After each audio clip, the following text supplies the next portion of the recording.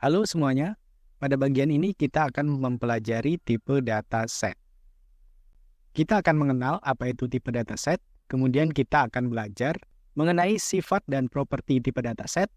Lanjut, di dalam set ada juga yang dinamakan set operation. Kemudian kita akan mengetahui set method atau metode pada tipe dataset. Kemudian terakhir kita akan belajar mengenai tipe data frozen set. Nah, set adalah tipe data dengan menggunakan kurung kurawal. Nah, di dalam set kita dapat memasukkan tipe data apa saja. Tidak seperti string, list, dan tuple, kita tidak dapat melakukan indexing dan slicing dengan tipe dataset. Contoh sintaknya seperti ini. Ada kurung kurawal, kemudian setiap anggota atau elemennya dipisahkan dengan tanda koma. Tipe dataset tidak berurutan. Jadi kalau kita memberikan input, sesuai misalnya ada urutannya tertentu, tipe dataset akan mengacaknya sesuai dengan urutannya. Kemudian set bersifat mutable. Artinya kita dapat menambahkan atau mengurangkan anggota di dalam set dengan menggunakan metode set. Yang ketiga itu dataset bersifat unik. Artinya tidak ada elemen atau data yang sama di dalam set.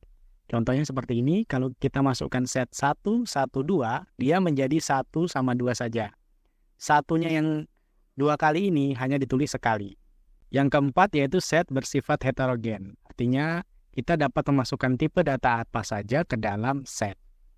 Kemudian di dalam set ada yang dinamakan set operation. Yaitu ada 4, ada namanya union, menggabungkan set dengan set. Kemudian intersection, menemukan elemen yang sama antar set. Kemudian difference, dan terakhir symmetric difference. Nanti kita akan belajar langsung di dalam Jupyter Notebook. Kemudian ada juga yang dinamakan set method ya, sama seperti tipe data yang lain, dia juga mempunyai metode. Contohnya di sini ada add untuk menambahkan, update, kemudian ada remove. Nah, di dalam Python terdapat juga built-in function set yang berfungsi untuk mengkonversikan menjadi tipe data set. Nah, terakhir kita akan belajar mengenai tipe data frozen set, yaitu sama seperti set, tetapi anggotanya atau elemennya tidak dapat kita tambah atau kurangkan. Dia bersifat immutable. Seperti itu ya. Nah, frozen set ini dibuat dengan menggunakan built-in function frozen set. Namanya sama seperti tipe datanya. Oke, kita langsung aja ke Jupyter Notebook kita. Oke, kita udah masuk ke dalam Jupyter Notebook.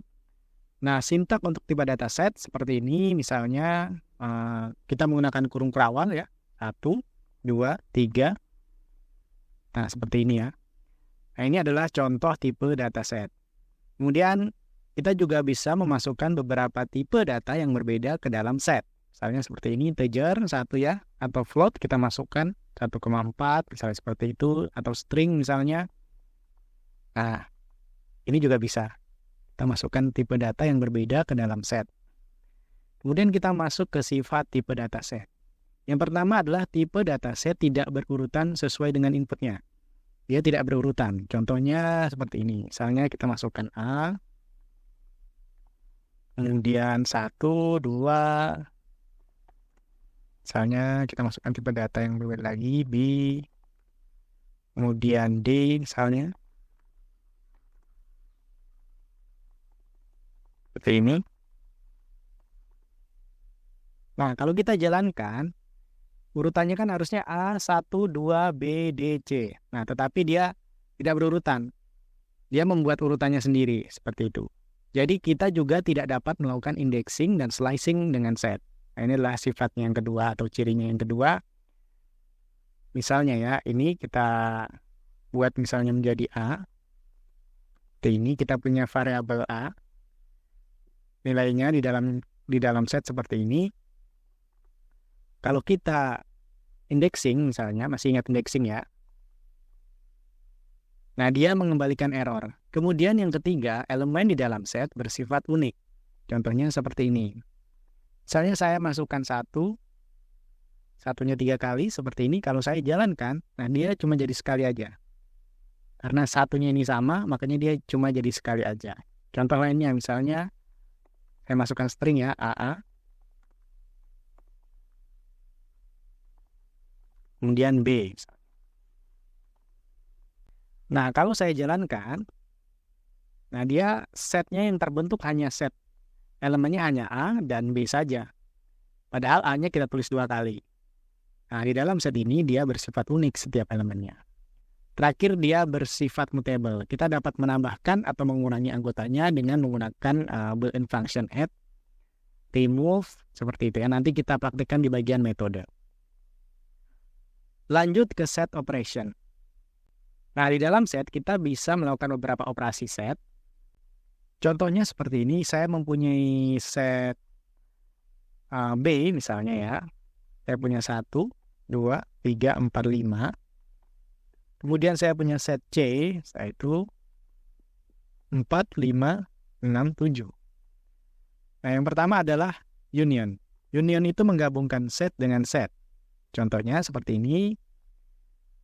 B, kita tulis dulu set awalnya, kemudian dot union, dalam kurung C.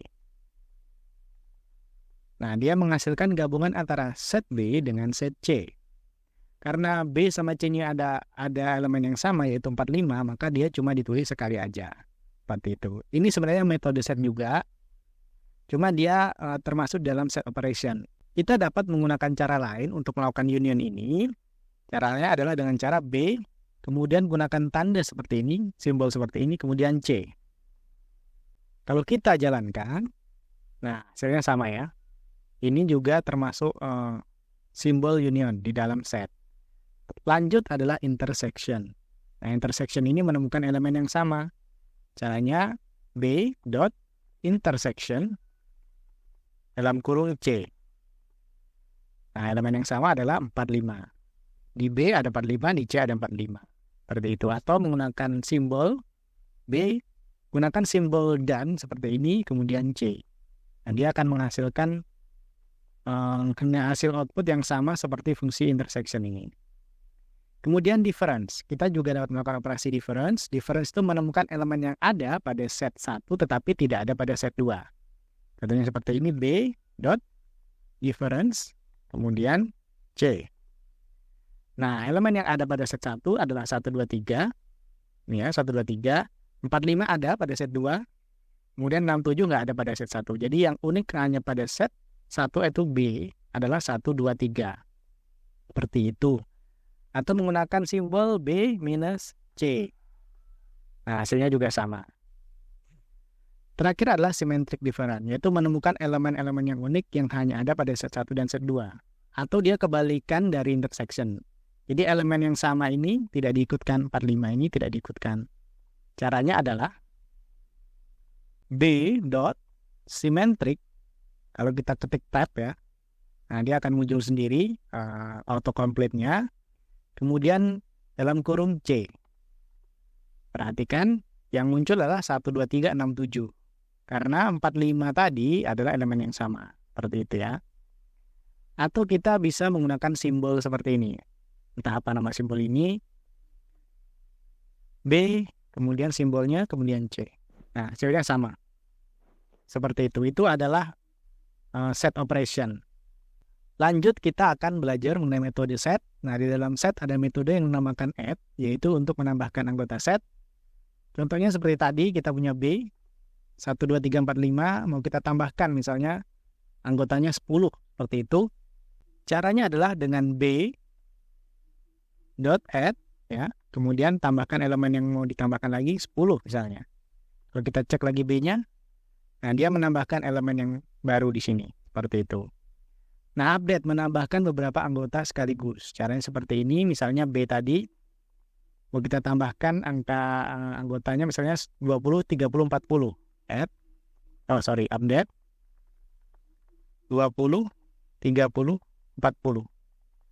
Nah, kita menambahkannya, caranya adalah dengan menambahkan set baru dalam fungsi update ini, yaitu 20, 30, 40.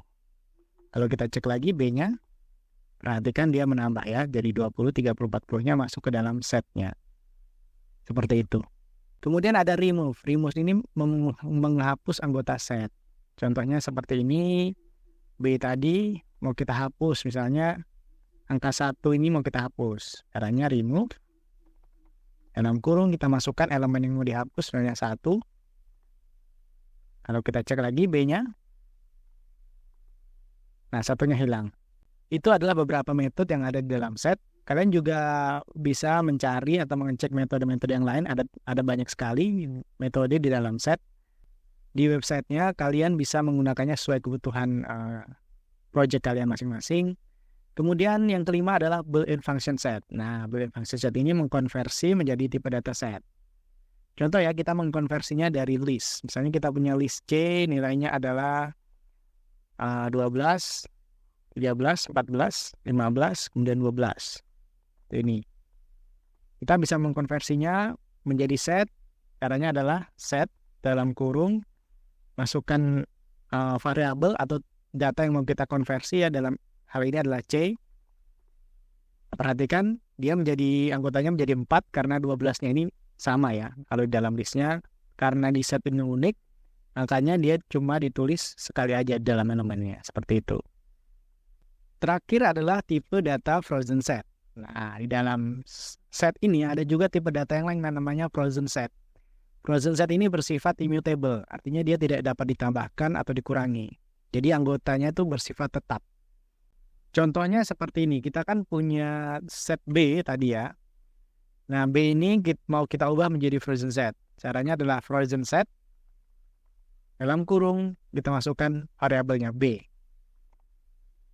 Nah, B tadi menjadi frozen set. Ini bisa kita masukkan ke dalam variabel ya, misalnya D. Seperti ini. Kalau kita cek D ini adalah frozen set. Kalau kita tambahkan anggotanya, misalnya D, add. Masih ingat ya cara menambahkan anggota. Misalnya kita tambahkan 50. Nah, yang terjadi adalah error. Karena frozen set tidak punya atribut add.